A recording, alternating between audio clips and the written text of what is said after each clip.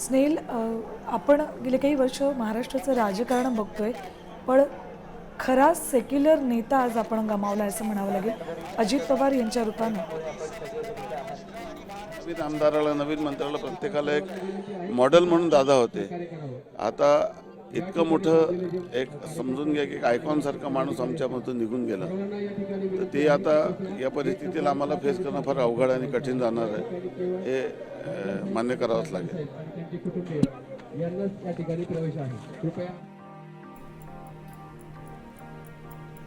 काल ज्यावेळेला सकाळी अजित पवार मुंबईहून बारामतीच्या दिशेनं निघाले, त्यावेळेला की अजित पवार बारामतीत जातील, त्यांच्या 4 प्रचार सभा घेतील आणि पुन्हा एकदा बारामती किंवा मग मुंबई, पुणे या ठिकाणी कार्यकर्त्यांशी संवाद साधतील, जिल्हा परिषद निवडणुकांचं नियोजन करतील, असं सगळ्यांनाच वाटत होतं. बारामतीतल्या 4 प्रचार सभा त्यांच्या काल होत्या. त्या ठिकाणी उत्साहात कार्यकर्ते वाट पाहत होते. दादा येतील, सभा घेतील आणि त्यांच्या खास शैलीत काहीतरी बोलून जातील. मात्र हे नियतीला मान्य नव्हतं, कारण 10 वाजता प्रचार सभा होती त्यांची.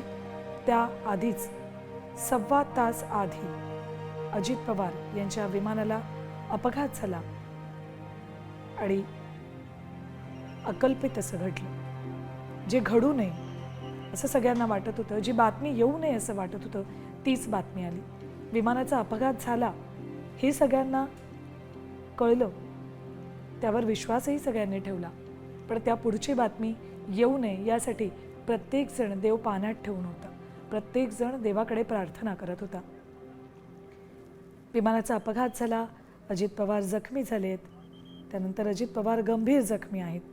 या बातम्यांपर्यंत प्रत्येकजण थोडा शांत होता.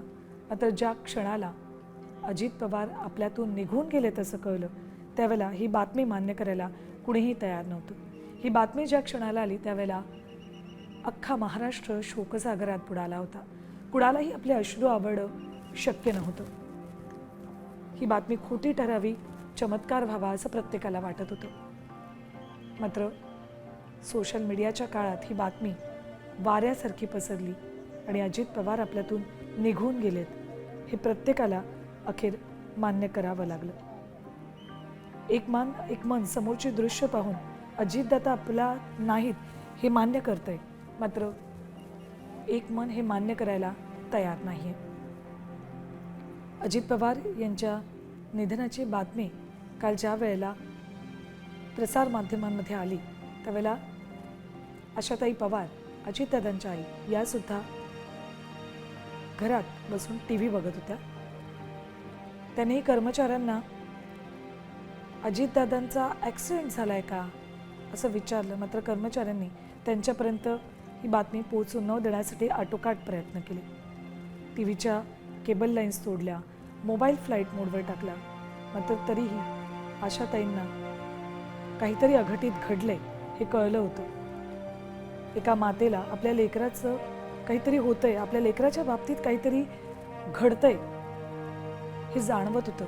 म्हणून त्या मातेच्याही काळजाचा ठोका चुकला आणि तिनंही घरातनं पायीच निघण्याचा निर्णय घेतला.